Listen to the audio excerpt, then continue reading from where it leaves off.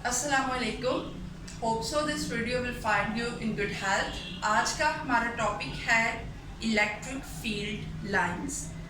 ये हमारे पास जो है सेकेंड ईयर का इंतहाई इम्पोर्टेंट टॉपिक है, चैप्टर नंबर 12 फ्रॉम इलेक्ट्रोस्टैटिक्स। ठीक है जी। ना सिर्फ सेकेंड ईयर जो लोग फिजिक्स में आगे जाते हैं, PhDs करते हैं, वो अपनी PhD के दौरान भी सेकेंड ईयर और फर्स्ट ईयर की बुक्स को ओपन करके देख रहे होते हैं। और उसकी एक वजह है, वो वजह ये है कि जो फिजिक्स है उसकी बेसिक आपको 9 to 12 यहाँ तक आपको उसकी बेसिक्स मिलती है। और किसी भी चीज़ को जिसको आप एक कम्प्लेक्स लेवल पर या जिसको एक इन्हेंस्ड लेवल पर आप लेके जाते हैं, उसकी बेसिक इज़ वेरी इम्पोर्टेंट। ठीक है जी। उसकी बेसिक जो है वो बहुत ज़्यादा अहम होती है, उसको ले के साथ चलना पड़ता है। हमारे पास आज का टॉपिक इलेक्ट्रिक फील्ड लाइंस है। ठीक है। इसके अंदर जो सबसे पहला कॉमन क्वेश्चन आता है, जो पूछा जाता है, वाइवा के दौरान पूछा जा सकता है, आपके पेपर में आ सकता है, इन बोर्ड एग्जाम्स में आ सकता है, और इवन कि अगर आप इससे भी हायर लेवल पे हैं, अगर आप MS PhD या फिर अगर आप BS फिजिक्स के लेवल पर भी हैं, आपको किसी भी लेवल पर ये सवाल पूछा जा सकता है कि आप इलेक्ट्रिक फील्ड को देख सकते हैं।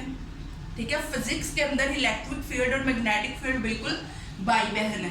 तो आप इस इलेक्ट्रिक फील्ड को देख सकते हैं, क्या आप इसको विजुअलाइज कर सकते हैं, क्या आप इसको डिटेक्ट कर सकते हैं। इलेक्ट्रिक फील्ड के रिलेटेड ये सवाल बहुत कॉमन है और इलेक्ट्रिक फील्ड के अंदर ये सवाल सबसे ज़्यादा पूछे जाने वाला सवाल है, क्या आप इलेक्ट्रिक फील्ड को डिटेक्ट कर सकते हैं। क्योंकि पीछे जब हम कूलम लॉ में थे, अगर कूलम लॉ मैंने नाम लिया तो अगर आपको कूलम लॉ की समझ नहीं है या कूलम लॉ के रिलेटेड वीडियो हमारे चैनल पर मौजूद है, आप जाएं, विजिट करें और उसको चेक करें, सब्सक्राइब भी किया करें ताकि और वीडियोस को देखा करें और ताकि आपको समझ आए, और उसको सब्सक्राइब किया करें ताकि नई आने वाली वीडियो आपको जल्दी जल्दी मिल जाए। अब आपके पास है कि इलेक्ट्रिक फील्ड को आप किस तरह विजुअलाइज कर सकते हैं। मैंने कहा कि कूलम्स लॉ के अंदर आपने बात की चार्जेस की। ठीक है जी। हमने बात की कि हमारा चार्ज है और इलेक्ट्रोस्टैटिक्स इस चीज़ को बता रहा था, यानी कि हम इलेक्ट्रोस्टैटिक का मतलब क्या है, study of charges at rest. ठीक है जी। और उसके साथ आप उसके ऊपर देख रहे होते हो study of charges at rest under some force. अब वो फोर्स इलेक्ट्रिक फील्ड भी हो सकती है, अब वो फोर्स मैग्नेटिक फील्ड की भी हो सकती है। ठीक है जी। लेकिन ये डिसाइड कौन करता है कि वो फोर्स इलेक्ट्रिक फील्ड है या मैग्नेटिक फील्ड है, ये आपका चार्ज कर रहा हूँ। आपको मैंने जो पहला लफ्ज बोला, मैंने कहा एट रेस्ट। एट रेस्ट आपके पास क्या हो रहा होता है, आपने मैग्नेटिक फील्ड की, अगर हम मैग्नेटिक फील्ड के भी ऊपर बकायदा वीडियो करेंगे, मैग्नेटिक फील्ड क्या होता है, मैग्नेटिक फील्ड कैसे प्रोड्यूस होता है, जब आपके चार्जेस मूव करते हैं। मैंने अभी कहा चार्जेस एट रेस्ट, या फिर चार्ज जब आपके यूनिफॉर्म वेलोसिटी के साथ मूव कर रहे हों तो आपके पास इलेक्ट्रिक फील्ड प्रोड्यूस होता है। यानी कि यहाँ पर कूलम्स लॉ के अंदर वो जो बात कर रहा है, वो कह रहा है कि ये जो इलेक्ट्रिक फील्ड है ये आपके पास क्या है, ये आपके पास चार्जेस के रेस्ट पे होने की वजह से प्रोड्यूस हो रहा है। और अगर इसी बात के दूसरे पहलू की तरफ आप चले तो वो आपको ये कह रहा है कि चार्जेस, अगर आपके चार्जेस रेस्ट के ऊपर भी पड़े हुए हैं तो वो समहाउ कोई फील्ड प्रोड्यूस कर रहे हैं, वो ऐसे ही नहीं पड़े हुए, कोई इन्फ्लुएंस रखते हैं, कोई फील्ड रखते हैं। अब अगला सवाल ये आता है कि भाई अगर वो फील्ड रखते हैं तो हमें कैसे पता चलेगा कि वहाँ पर फील्ड मौजूद है, या हम उसको कैसे देख सकते हैं कि वहाँ पर फील्ड मौजूद है, ये किस तरह से हमें पता कैसे चलेगा। तो सबसे पहले हम नीचे से चलते हैं कि हम इसको डिटेक्ट कैसे कर सकते हैं। तो सबसे पहले हम इसको डिटेक्ट कर सकते हैं अगर हम इस रीजन में या इस फील्ड के अंदर हम किसी और चार्ज को प्लेस करें और देखें कि उसके ऊपर कोई असर आता है, क्या उसके ऊपर कोई फोर्स लगती है, या उसके ऊपर कोई, अगर आप एक चार्ज, ये अगर आप लेट्स सपोज में कह रहे हो कि ये पॉइंट चार्ज है, यानी पॉइंट चार्ज आपके पास एक ऐसा चार्ज होता है जो बहुत छोटा होता है। रियल चार्ज की मैंने बात नहीं की, मैंने पॉइंट चार्ज की बात की। और टेस्ट चार्ज आपके पास ऐसा चार्ज होता है या पॉइंट चार्ज यहाँ पर इन केस आप कह लें कूलम्स ला, ये सोर्स चार्ज के तौर पर काम कर रहा था, हम उसी चीज़ को आगे लेके चल रहे हैं कि जिसकी वजह से वो एक फील्ड प्रोड्यूस हो रहा है। टेस्ट चार्ज की अपनी कोई फील्ड नहीं है सच, अब हमने इसे किसी दूसरे चार्ज की फील्ड में ला के रखा ताकि हम चेक कर सके कि आया इसके ऊपर कोई फोर्स लगती है या नहीं लगती। तो जिस रीजन तक ये उसके ऊपर लगेगी हम कहेंगे कि यहाँ तक हम इसको डिटेक्ट कर सकते हैं, यानी डिटेक्शन का मामला उसके साथ यहाँ पर है कि अगर वो दूसरे चार्ज के ऊपर इन्फ्लुएंस कर जाए, अगर कर जाए ठीक है जी, तो हम कहेंगे यहाँ पर मौजूद है इलेक्ट्रिक फील्ड, अगर नहीं तो नहीं मौजूद। अगली बात आती है कि आप इसको विजुअलाइज कैसे कर सकते हैं, क्या आप इसको देख सकते हैं, क्या आप इसको नहीं देख सकते। तो हमारे पास जो चार्ज होता है उसका जो इलेक्ट्रिक फील्ड होता है वो लाइंस की फॉर्म में होता है, वो आपके पास लाइंस की फॉर्म में होता है। लेट्स सपोज लाइक दिस, ठीक है, ये अगर चार्ज है तो यहाँ पर इलेक्ट्रिक फील्ड आपका लाइंस की फॉर्म में होगा, कुछ इस तरह से। मैंने लाइंस इसकी ड्रा कर दी हैं। अच्छा, ये मैं एक ना न्यूट्रल चार्ज की बना रही हूँ, मैं पॉजिटिव और नेगेटिव की भी आपको बताती हूँ कि उसका क्या होता है। सबसे पहले आपके पास ये है कि इलेक्ट्रिक फील्ड हमेशा ये लाइंस की फॉर्म में, जो डॉट आपको नजर आ रहे हैं ना, ये डॉट्स की फॉर्म में होती है, यानी आप इसको विजुअलाइज कर सकते हो। और ये एक खास रीजन तक होता है, उससे ज़्यादा ये इन्फ्लुएंस नहीं रखता। इसकी मिसाल बिल्कुल ऐसे ही है कि आपके पास जो ग्रेविटेशनल फील्ड है, जो ग्रेविटी है, अगर आप बॉल को ज़मीन से ऊपर की तरफ उछालते हो तो वो एक हद तक वापस आएगा। अगर आप उसके ऊपर बहुत ज़्यादा फोर्स लगाते हो तो हो सकता है कि वो फील्ड ऑफ ग्रेविटी से बाहर निकल जाए, फिर आपकी फील्ड ऑफ ग्रेविटी उसके ऊपर इम्पैक्ट नहीं करेगी, कोई असर नहीं रखेगी। यही हिसाब इसका है। इसके रीजन के अंदर अगर आ जाओगे तो फिर ये इम्पैक्ट करेगा, अगर नहीं रखोगे तो फिर इसका कोई इम्पैक्ट नहीं होगा। अगर आप इससे फर्दर जो है इसमें आगे चलते हैं हम, तो हमारे पास जो चार्ज है उसको देखते हैं कि वो जो हमारे पास चार्ज है अगर पॉजिटिव हो और अगर नेगेटिव हो तो, क्योंकि ये तो हमने देखा कि न्यूट्रल है। लेट्स सपोज मैं कह रही हूँ कि अगर मैं किसी पॉजिटिव चार्ज की बात करूँ, क्योंकि जब हम बात इलेक्ट्रिक फील्ड की कर रहे होते हैं तो बेसिकली हमारे पास तीन तरह के चार्जेस की बात हो रही होती है। एक हमारे पास होती है नेगेटिव, एक हमारे पास होता है पॉजिटिव, और तीसरा हमारे पास न्यूट्रल होता है। पॉजिटिव है, नेगेटिव है और न्यूट्रल है। लेकिन ये जो न्यूट्रल है ना, इसको भी हम in case of electric field consider नहीं कर रहे होते। और इसको कंसीडर ना करने की वजह यह है कि जी हम बात कर रहे हैं इलेक्ट्रिक फील्ड की और वो चार्जेस को इन्वॉल्व कर रहा है, और ऐसे चार्जेस को इन्वॉल्व कर रहा है जिनके ऊपर समहाउ कोई चार्ज मौजूद है। तो फिर न्यूट्रल के ऊपर कोई चार्ज मौजूद नहीं है तो आप इसको कंसीडर नहीं कर सकते। हमारे पास जो है दो तरह के चार्जेस होंगे, एक हमारे पास है पॉजिटिव और दूसरा हमारे पास है नेगेटिव। जो हमारे पास पॉजिटिव चार्ज होगा वो समहाउ हमारे पास इस तरह से मौजूद होगा। ये मैं पॉजिटिव चार्ज के लिए आपके पास बना रही हूँ, ठीक है जी।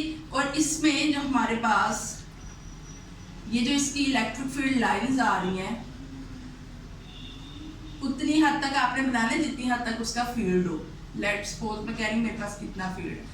अब यहाँ पर अगला सवाल आता है कि आपको ये कैसे पता चले कि ये पॉजिटिव का है। तो आपके पास उसने यहाँ पर एरो रखे होते हैं। ये जो पॉजिटिव का एरो होता है वो आपका बाहर की तरफ होता है, ये देख रहे हैं कि आपका पॉजिटिव का एरो, ये आपको बताएगा कि ये एक ऐसा इलेक्ट्रिक फील्ड है जो किसी पॉजिटिव चार्ज की वजह से प्रोड्यूस हो रहा है। और इसी तरह अगर कोई आपसे ये पूछ ले कि नेगेटिव की वजह से कौन सा है, तो उसमें भी जस्ट एक एरो का ही फर्क होगा। उसमें आप कहोगे कि हमारे पास एक ऐसा चार्ज जिसमें अगर ये बाहर की तरफ है तो वो अंदर की तरफ होगा, वो नेगेटिव होगा। ये नेगेटिव का सिंबल है, तो फिर यहाँ पर भी आपके पास नेगेटिव हो जाएगा, ये आपके पास नेगेटिव हो जाएगा, ठीक है जी। मैंने इसके ऊपर ही आपको करने के लिए, आसानी के लिए समझा दिया ताकि ये दोनों चीज़ें आपके सामने हो तो आपके लिए समझना जो है वो आसान हो जाए। अब आगे चलते हम देखते हैं कि ये जो फील्ड लाइंस होती है इसकी कुछ प्रॉपर्टीज होती हैं, कुछ खसूसियात होती हैं, कोई करैक्टरिस्टिक्स होती हैं, ठीक है जी। तो वो जो करैक्टरिस्टिक्स हैं उसको सबसे पहले कंसीडर करते हैं कि वो कौन कौन सी होती हैं, ठीक है जी।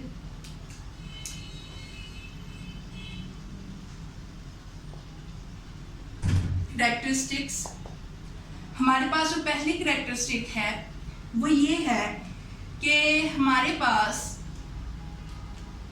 फील्ड स्ट्रॉन्ग कहाँ पर होगा और वीक कहाँ पर होगा। ये बात अभी आप समझिएगा कि स्ट्रॉन्ग कहाँ पर है और ये वीक कहाँ पर है।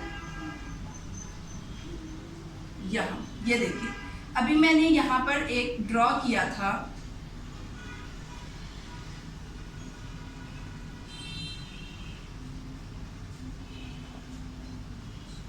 ठीक है जी, और मैंने कहा कि ये समहाउ इस तरह से इसकी शेप है। अच्छा, अब देखें कि आपके पास ये जो फील्ड है जब वो चार्ज के पास होगी, यानी कि यहाँ पर होगी, तो यहाँ पर चार्ज उसको डायरेक्टली प्रोड्यूस कर रहा होगा, ठीक है। यहाँ पर ये इलेक्ट्रिक फील्ड क्या होगी, स्ट्रॉन्ग होगी, और जैसे जैसे आपकी इलेक्ट्रिक फील्ड दूर होती जाएगी वो यहाँ पर आएगी, तो आपके पास क्या होगा, हाँ जी क्या होगा जी, ये होगा कि यहाँ पर वो वीक हो जाएगी। आप पीछे एक फार्मूला पढ़ के आते हैं 1/r2, ये बेसिकली फील्ड को जाहिर कर रहा है, फोर्स।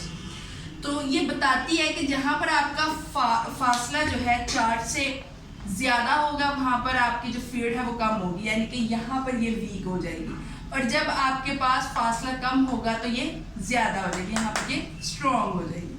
उसके बाद जो इसकी दूसरी मेन है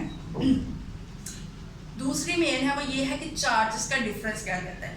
चार्जेस का डिफरेंस ये कहता है कि आपके पास एरो जो है पॉजिटिव के लिए कुछ इस तरह से आ रहा है, ठीक है, यानी उसका जो आप कह लेंगे, आसान अल्फाज में आपको समझाने के लिए बताऊं तो उसका जो मुंह है वो ऊपर की तरफ, और नेगेटिव के केस में वो अंदर की तरफ होगा, बिल्कुल इस तरह से, ठीक है जी, इस तरह से, ये आपके पास नेगेटिव के लिए।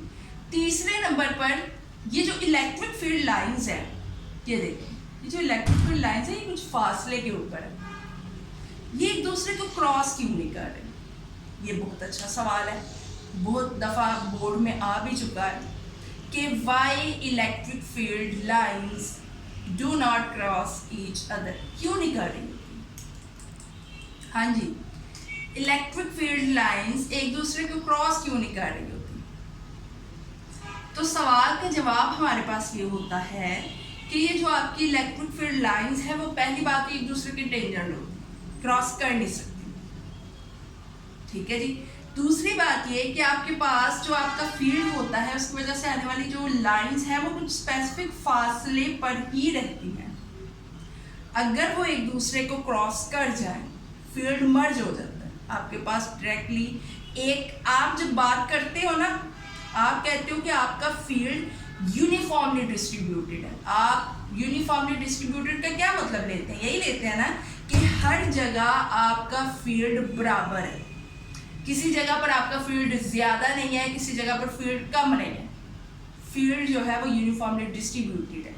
तो ये आपके पास आपकी जो है इलेक्ट्रिक फील्ड लाइंस की बड़ी इंपॉर्टेंट कैरेक्टरिस्टिक्स में है कि आपके पास इलेक्ट्रिक फील्ड लाइंस नहीं करती क्रॉस, और क्यों नहीं करती, वजह ये, इसके ये दो रीज़न। अब मोस्टली स्टूडेंट्स ये कर रहे होते हैं, वो जब पेपर अटैम्प्ट करते हैं तो एक रीज़न लिख के आ जाते हैं टेंजेंट पर।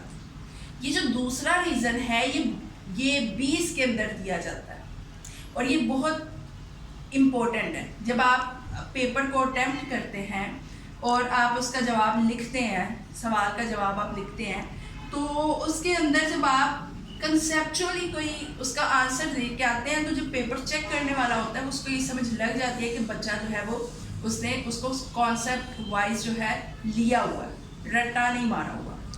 ठीक हो गया जी। तो ये था हमारा आज का टॉपिक, और इसके अंदर अगर कोई मसला हो, कोई सवाल अगर ना समझ आया हो, या कोई सवाल का जवाब समझ ना आया हो, और कोई सवाल अगर आपकी तरफ से हो तो आप कमेंट सेशन में आए और आके जो है वो अपना सवाल पूछें, इंशाल्लाह जवाब मिलेगा। और अगर यहाँ से कोई पॉइंट क्लियर ना हो तो वो भी आप पूछ सकते हैं कमेंट सेशन में। बाकी आप जो है वो वीडियो को सब्सक्राइब लाजमी किया करें, चैनल को सब्सक्राइब किया करें, और वीडियो को जो है वो लाजमी लाइक और शेयर किया करें, ताकि अच्छी और इन्फॉर्मेशन चीज़ें जो है वो दूसरों तक भी पहुँच सकें। ओके जी, अल्लाह हाफिज़, मिलते हैं अगले वीडियो के साथ।